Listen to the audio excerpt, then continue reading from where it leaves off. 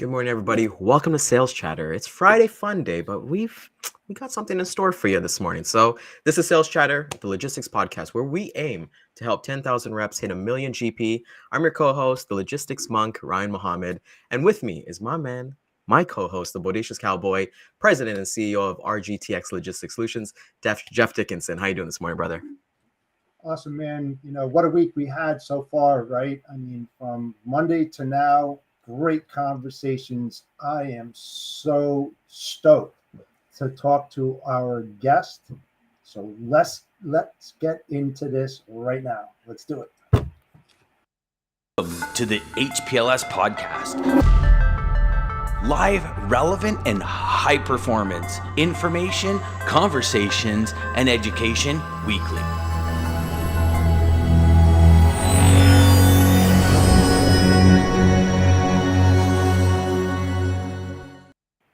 There we go. And like you said, Jeff, we've had a great week. I've personally enjoyed watching all the episodes as we've kind of gone forward and have like a focus on HR and recruiting this week. Our season 2 of Empowering Women into Logistics, as I believe it's been a great hit. And for everybody who's new watching and tuning in today, if it's your first time watching your show, welcome. We're really pleased and really happy to have you here. If you're a seasoned viewer, you know what the deal is. So, Jeff, get into who our amazing guest is today, please. Yes, she's well known in the industry. You've probably heard her name. Please welcome Charlie Saffro from CS Recruiting. Hey guys. Good morning, Charlie. How's it going? Thanks for having me. Excited for this conversation. As well as us. I mean, we've had such a great week, Charlie, talking about empowering women into logistics. And, tell people about yourself, the ones who don't know who Charlie Saffro is. Sure. So I'm Charlie Saffro, and I am the president and founder of a third-party recruiting firm called CS Recruiting. We specialize exclusively in this industry. So we work on positions within logistics, transportation, supply chain. We work on roles at the executive level, management, everything in between, and we work all over the country. So we've got about 40 people on our team, mostly in Chicago, and we're working with 3PLs, asset providers, shippers, tech companies. Really, if the position has any supply chain influence, it's usually a role that we know very well, and we've got the network to support the search. So always looking to hear from hiring companies or job seekers and see how we can help. Awesome. And I know that you're extremely busy, so I really appreciate you taking the time out of your day to spend a half an hour or so with us this morning. Charlie, this past week, we've been talking about the empowerment of women into logistics. And since the Title VII of the Civil Rights Act of 1964, we've moved quite a bit. Have we gotten to where we need to be? I would say we're moving in the right direction, but where we are today, where we need to be, and how we're going to get there is a whole new thing that needs to be discussed, because I did some analysis. 1 in 4 women in the C-level positions, that's 25%. And then 1 out of 20 women in color, or 5%, are in those C-levels. Shameful. Yeah. Really. Is that just specific in our industry or across all industries?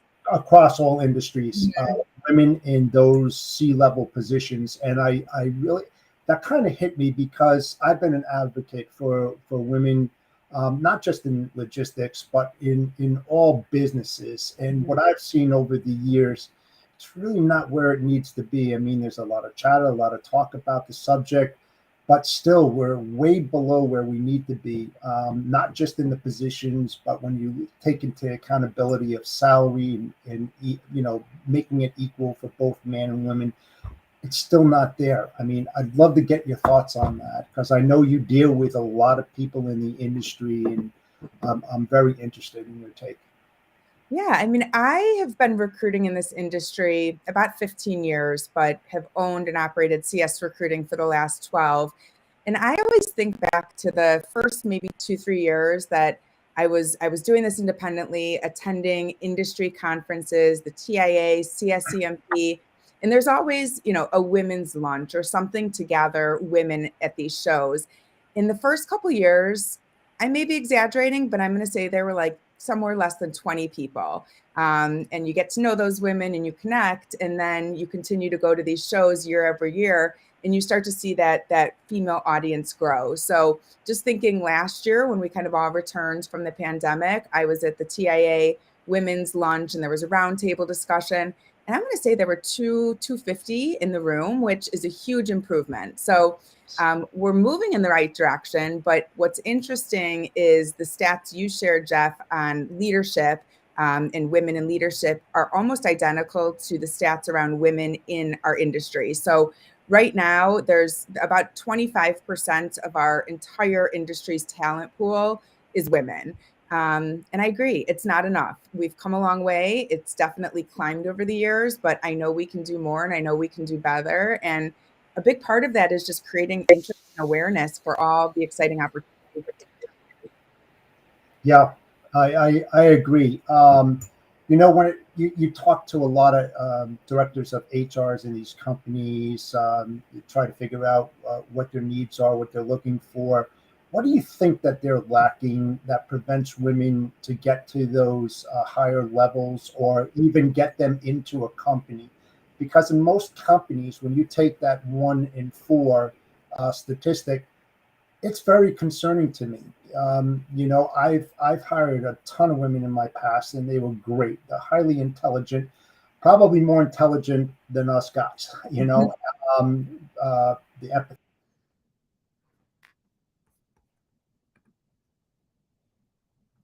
As Jeff has decided not to pay his internet bill today, but we'll bring him back on and let him finish his thought. Yeah, I told you.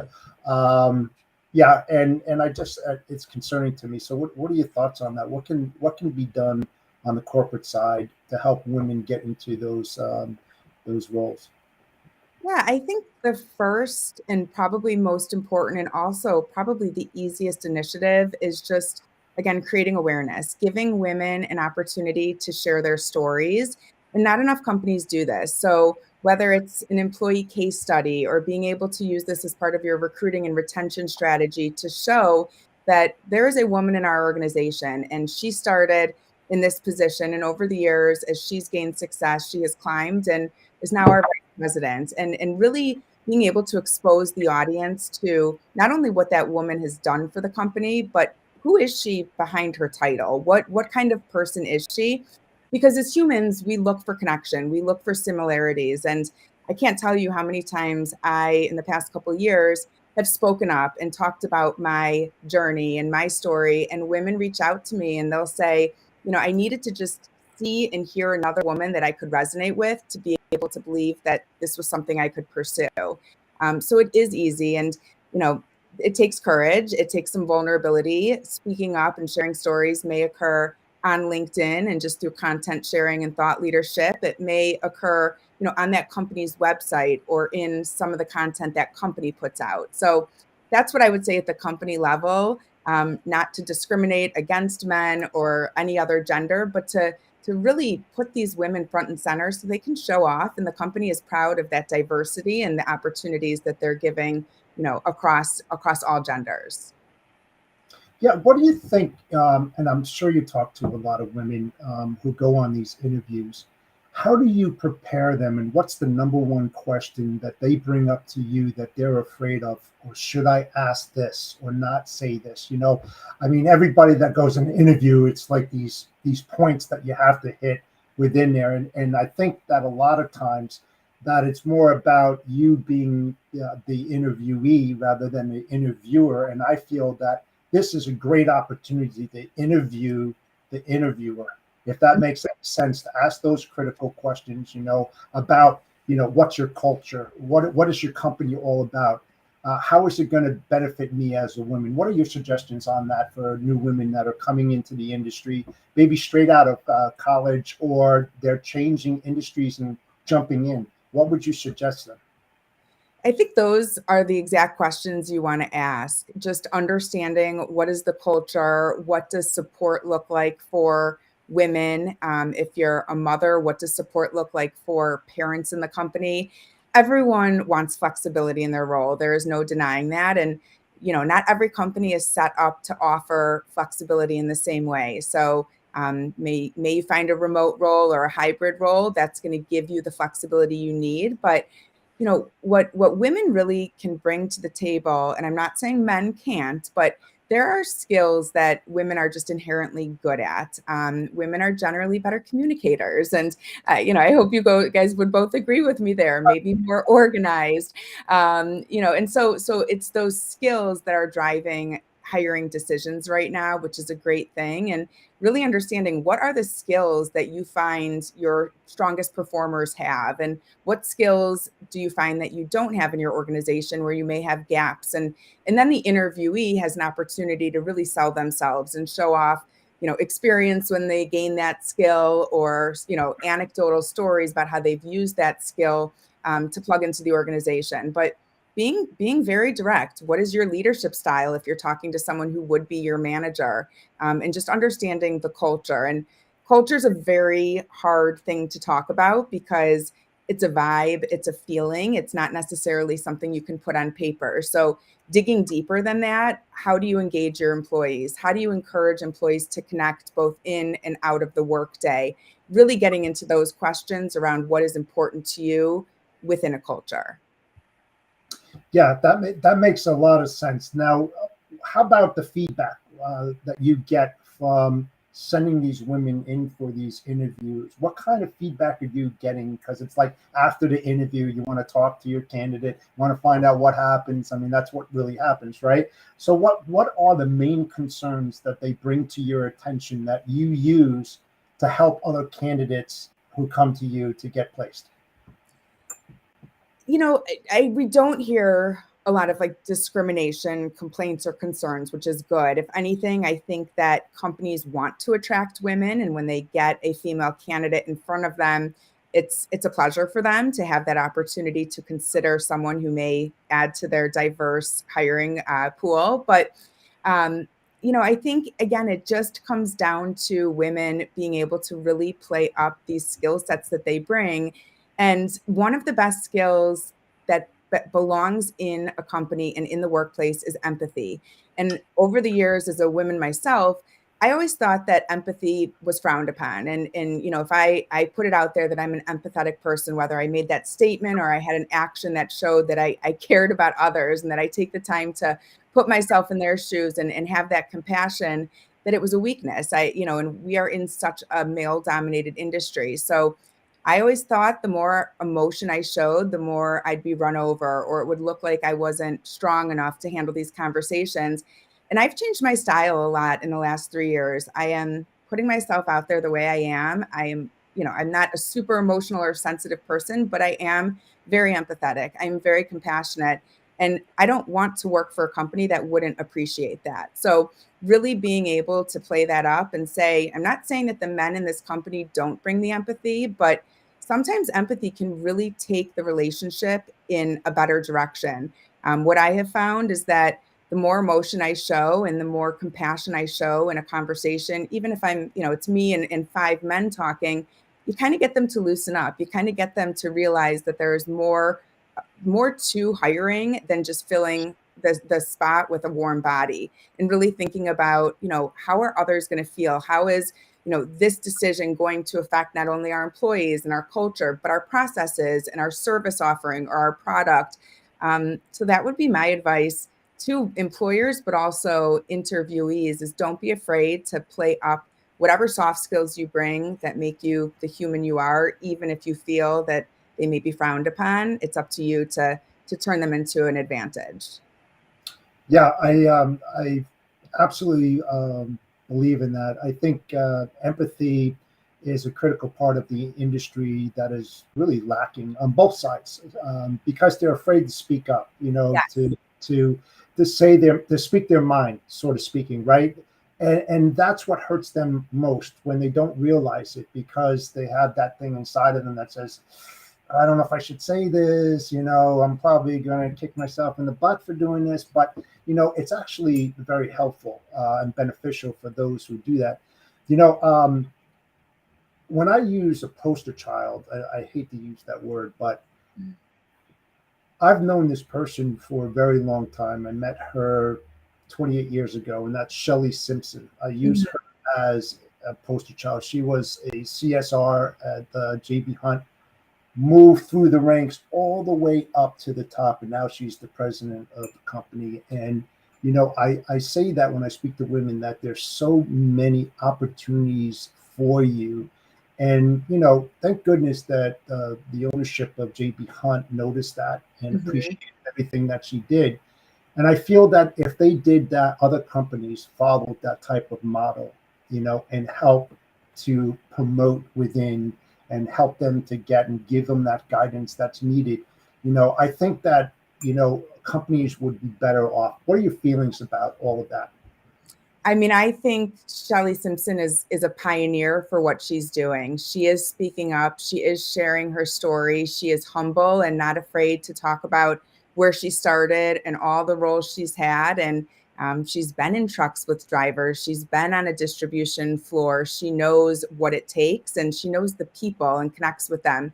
And I think one of the more powerful things that she does is she posts a lot of pictures. So she is showing sometimes she is the only woman in a room. Sometimes she's wearing, a beautiful suit, but then she has on a hard hat because she's standing at the terminal watching trucks get loaded. And I think those are the things that people need to see is behind the scenes that women can do this and they can do it their own way. So I love everything she's doing. And I agree, like huge kudos to her, but huge kudos to JB Hunt also for recognizing that there's a story there.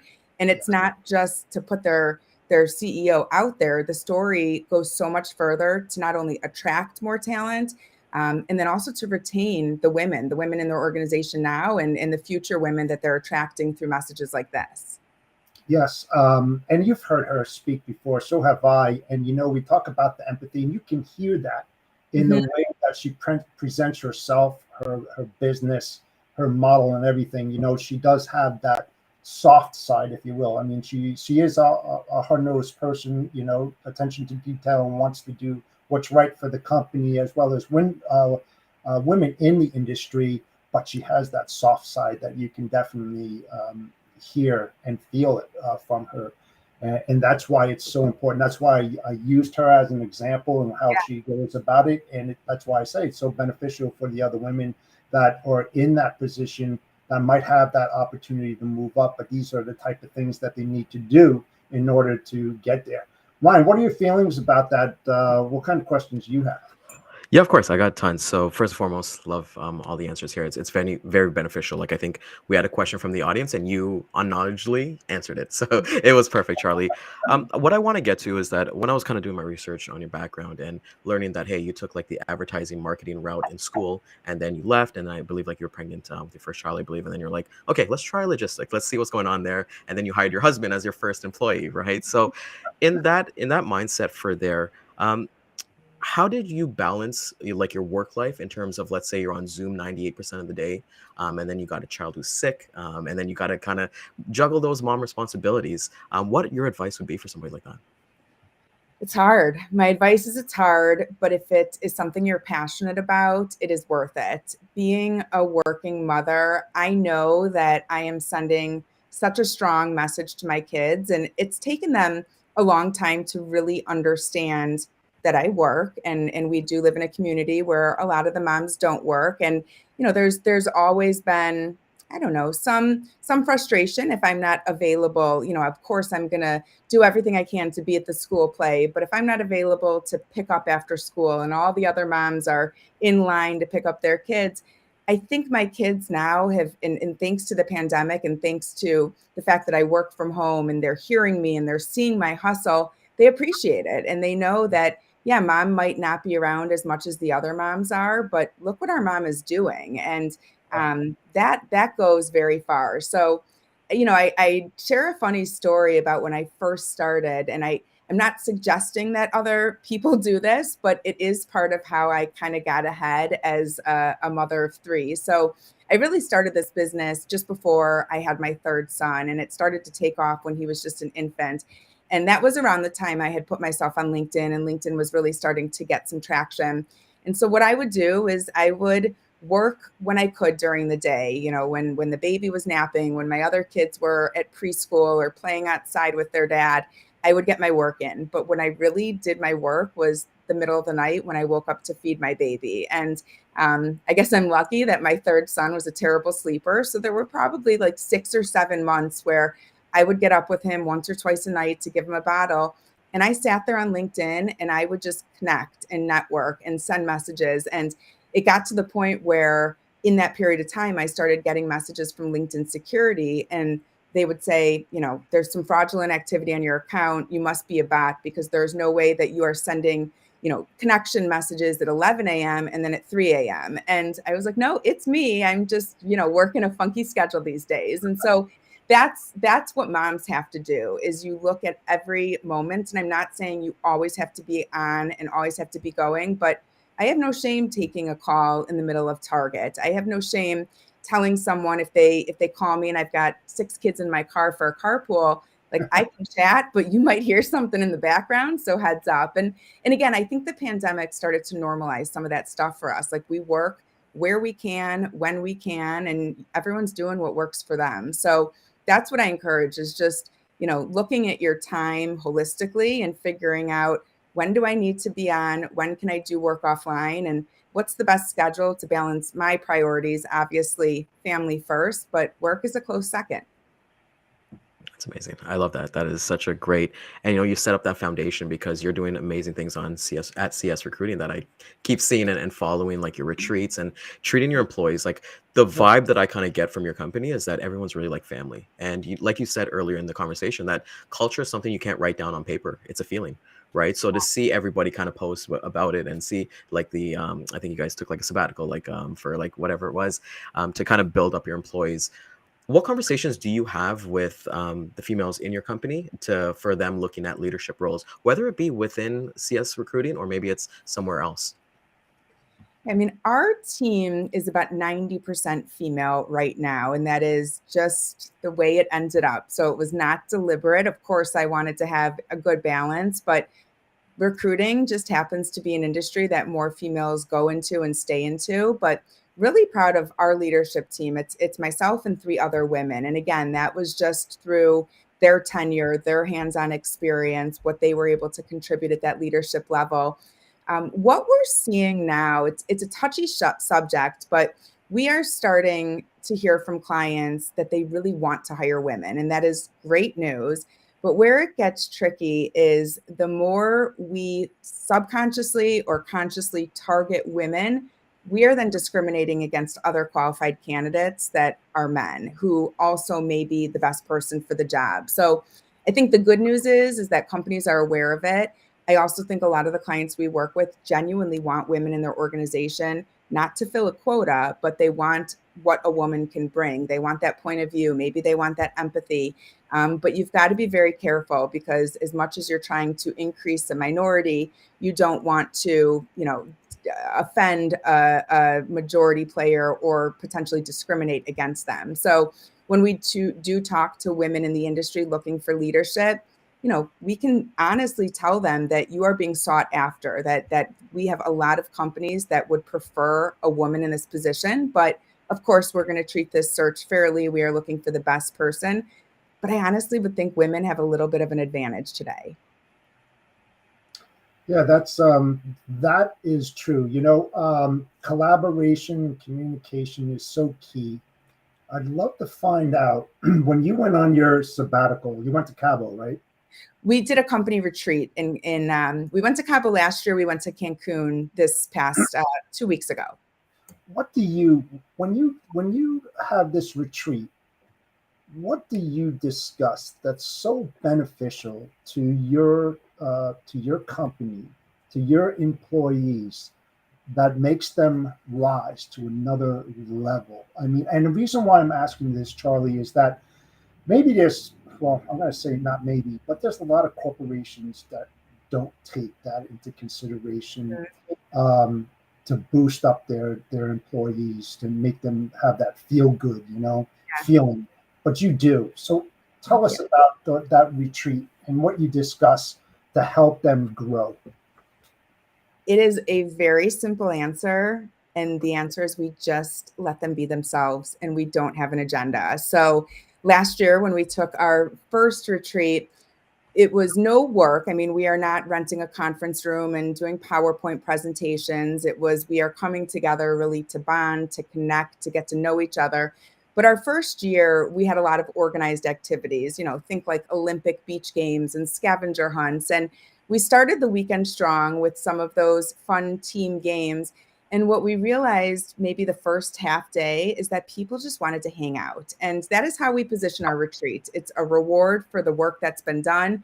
It's an opportunity to reset, recharge, reconnect. And it's also a way to kind of pump people up for what's ahead. And so when we organized all these activities, not that anyone was resistant to it, but we actually found that the minute we decided, like, let's just go with the flow and have an organic weekend, that's when the connection started to happen. And this year, when we went to Cabo a few weeks ago, it was exactly that. I mean, there are no laptops allowed. If you want to bring your laptop to watch a movie on the plane, or if you choose to catch up on your email on the plane, that's fine. But I never saw a laptop in Mexico, which is the goal. And we truly just want people to show up as themselves and be authentic and be their human person and come to the retreat as who they are. And what's amazing is, yes, we are fostering connectivity, and it's important for our leadership team to be able to connect with each person. I know so much more about everyone on my team just because we had an opportunity to spend a relaxful, non-stressful weekend together. But what's even cooler is I will go on Instagram and scroll, and naturally, I'm following a lot of my employees, and I will see that 3-4 of our employees had brunch on Sunday, or a group of employees got together for someone's birthday on Tuesday night and posted. And that to me is the ROI that I can't measure, but I can say, okay, it's effective. What we are doing to connect our people, the fact that they are choosing to spend time together outside of work, that they're choosing to be friends, it makes a lot of sense, because at the end of the day, we are hiring people who align with our values. We are hiring diverse people, but if we have a common denominator, we all care about the same purpose. And that's what brings these people together, from a personal standpoint. So when you connect personally, then you want to win together. You want to support each other professionally. You understand each other. You know what's behind the scenes. So I'm a big advocate of the retreats. And I feel like it took us a year to really figure it out. But no structure has been the best way for people to just come as themselves. Yeah, no, I definitely agree, and I feel strongly that a lot of other corporations out there should do it. I mean, I see it on LinkedIn, not seldomly. I mean, not that often, and I do believe that they should be doing that. Like a long time ago, they used to do Outbound or something like that, where they would bring and make sure that they forced their employees to work with each other, climbing ropes or something, that they couldn't do it with each other, to help build that camaraderie, that friendship and all of that. So that's awesome. I'm with you on that, and I just feel that a lot of other corporations should do the same thing. So Yeah. with that said, I thank you so much for spending a little bit of your time with us today. I thought the conversation was great. Appreciate the audience and their comments as well. I think that I know that you're a point of contact for women out there who want to learn. You said a lot of important things out there. I hope that they absorbed all that, and that when they do go looking for a position, that they reach out, to all of our recruiters this week, and even yourself today, because you're all on the same page. You all want to help women. And I just appreciate you being the last guest of this week in the recruiting side of this month-long discussion on empowerment of women in the logistics industry. So thank you so much, Charlie. I appreciate it. It is my pleasure. Thank you for making this an initiative and something that is of importance, because it's a community effort. So I love what you're doing. Thank you. Yeah. I appreciate that. Yeah, good. Thank you again. If someone wants to get in contact with you, with somebody, yourself, Charlie, or somebody on your team looking for guidance or anything like that, what's the best way that they can get a hold of you? you will find us on LinkedIn. I don't think you can miss us. Between the posts I put out there and what my team shares, you can check out our company page, CS Recruiting, or come to my personal profile, connect, and I'd love to engage. Again, whether you're hiring or looking for an opportunity, if you love this industry, that's what we do. That's awesome. And any upcoming expos or any kind of trade shows you got planned for the year that someone could meet you in person? I'm going to be at the TPM, a maritime conference, Sunday through Tuesday or Wednesday of next week. And then I will be at the TIA in April and some other conferences when we get into the fall. So if you see me there, please come say hello. Awesome. So want to thank everybody, especially Charlie, for coming out this morning. If you found value in this, please like, comment, just to show us a little support. We are Sales Chatter. We go live every day at 11 a.m. Next week, we got some amazing guests as we go into the carrier aspect of it. So we've got Centurion Trucking on Monday. We got Trucking Pros on Tuesday. And on Thursday, we've got Cargo Margo from NFI Industries. So we got jam-packed, like I said. Subscribe to our channel. Catch us on the replay at 2 and 4 p.m. Eastern Time. LinkedIn, Facebook, YouTube, and Twitter. And have an amazing weekend. Jeff, take us out, brother. Yeah, thanks again, everybody, for joining us. Thanks again, Charlie, for joining us as well. Don't forget about our sponsor, Centurion Trucking. Reach out to Daman. He's hiring new agents at 60% margin, so something that you should look into. And with that said, Audacious Cowboy out. Have a great weekend, folks. Thank you.